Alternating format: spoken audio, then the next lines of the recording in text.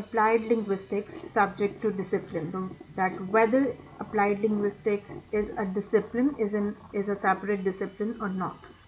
So for this, first of all, we will see what are the roles of applied linguistics. Applied linguistics is often said to be concerned with solving or at least ameliorating social problems involving language.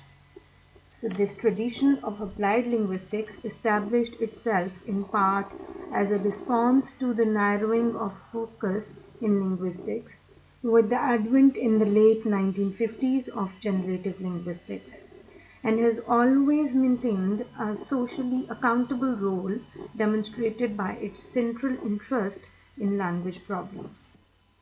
For the most part, those who write about applied linguistics accept that the label applied linguistics refers to language teaching in its widest interpretation, therefore including speech therapy, translation, interpretation studies, language planning, etc., etc. So one important source for that enrichment has been the Journal of Language Learning, published from the University of Michigan, providing a chronicle of the development of applied linguistics over the past 50 years. According to this journal that we just mentioned, named Language Learning, Coder was well aware that in limiting the coverage of applied linguistics to language teaching, he was open to criticism. Coder was among the group of linguists who support this notion that applied linguistics is all about language teaching. There are voices suggesting that applied linguistics can fulfill a role wider than language teaching. So that's why Coder was of the opinion that he is open to criticism when it comes to a notion which is other than applied linguistics as language teaching. After roles of applied linguistics, we will see what are the possible definitions of applied linguistics which are put forward by different linguists. According to Brumfitt, the theoretical and empirical investigation of real-world problems in which language is a central issue. So this is, according to him, this is applied linguistics. According to him, applied linguistics is all about the theoretical and empirical investigation of language-based real-world problems. Next, let's see how Schmidt and Mercia defines applied linguistics. According to them, applied linguistics is using what we know about number one, language, and second, how it is learned, and third, how it is used. And they categorize this thing into three major classes or three major aspects. First is the language, second how the language is learned, and third what are the utilization of this language in order to achieve some purpose or solve some problem in the real world. Schmidt proposes another definition of applied linguistics, which is like traditionally the primary concerns of applied linguistics have been second language acquisition theory, second language pedagogy, and the interface between the two aspects. Grabe defines it as the focus of applied linguistics is on trying to resolve language-based problems that people encounter in the real world, whether they be learners, teachers, supervisors, academicians, lawyers, service providers, or the people from any field of life, and those who need social services, test takers, policy developers, dictionary makers, translators, or a whole range of business clients. Grave's definition is very much similar to the definition of Brumfitt. He is also of this same view that applied linguistics is all about investigating the language-based real-world problems. Kaplan suggests that applied linguists are likely to move toward the analysis of new data rather than continue to argue new theory. The term applied linguistics raises fundamental difficulties, if for no other reason than that it is difficult to decide on what counts as linguistics. Given these difficulties within linguistics proper, it is perhaps unfair to expect clean solutions and clear delimitations for defining applied linguistics. First, we saw the roles of applied linguistics, and then we read about different definitions put forward by key linguists. And now there comes a history of applied linguistics. And this mention of history comes from the Journal of Language Learning. Another linguist, Angelus, summarizes this history as history of applied linguistics as follows. According to this linguist, applied linguistics in North America does have identifiable roots in linguistics. While North American applied linguistics has evolved over time in its orientation and scope, so has North American linguistics. A significant amount of work directed to real-world issues involving language can be attributed to leading North American linguists, although not characterized as applied linguists. Much of what can now be seen as groundbreaking applied linguistics type activity was carried out prior to the formal appearance of applied linguistics or of linguistics as recognized fields of endeavor. McNamara points to a different tradition for Australian applied linguistics.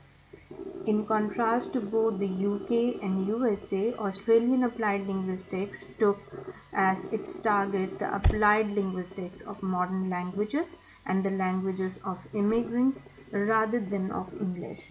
This alongside the considerable work in the applications of linguistics to the development of teaching materials and writing systems for Aboriginal language.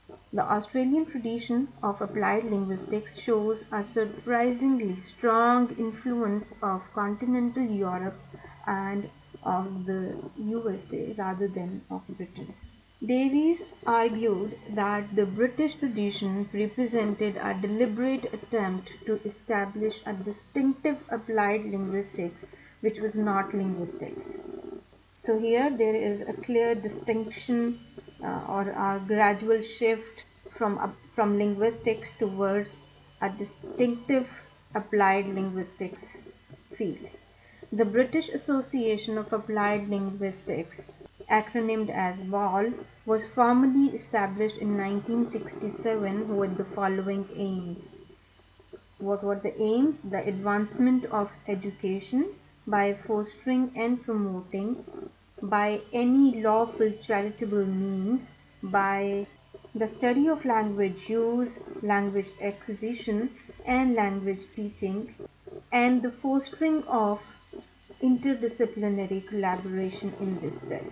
The British tradition is well represented in the Edinburgh course in applied linguistics, as it was not included as a subtitle in language teaching.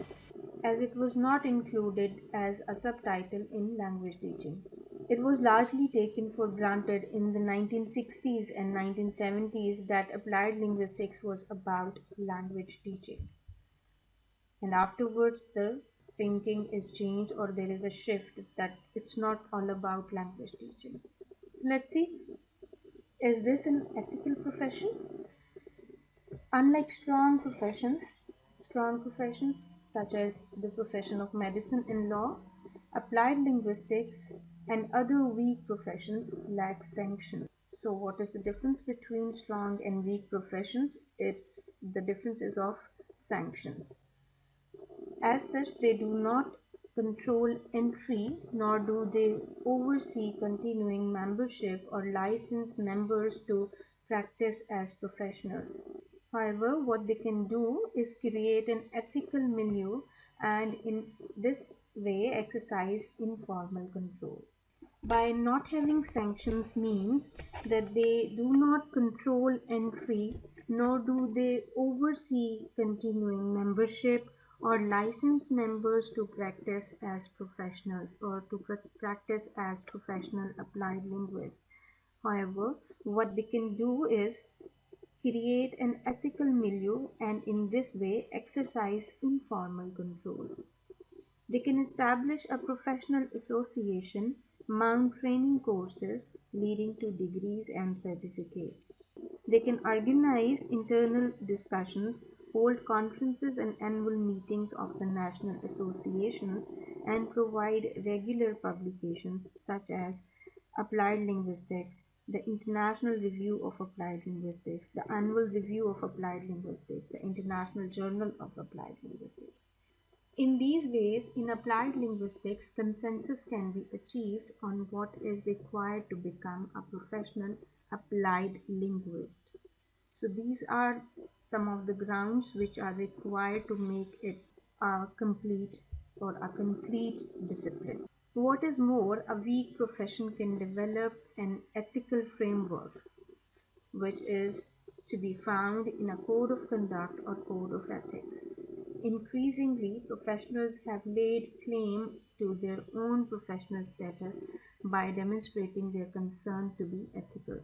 Indeed, ethics are the rules or standards of right conduct or practice, especially the standards of a profession. Ball has made clear its own commitment to be ethical by publishing its draft recommendations on good practice in applied linguistics. Coyne considers that what characterizes a profession is that it serves clients rather than makes a customer type contract. What a professional offers is a service or duty to be professional, to act professionally rather than to be successful, since success cannot be guaranteed. Finally, let's have an overview of the distinction of applied linguistics and linguistics applied. Widdowson presents the question in terms of linguistics applied and applied linguistics. In the case of linguistics applied, the assumption is that the problem can be reformulated by the direct and unilateral application of concepts and terms deriving from linguistic inquiry itself. That is to say, language problems are amenable to linguistic solutions. In the case of applied linguistics, intervention is crucially a matter of mediation. It's not about reformulation of the problem, it is a matter of mediation.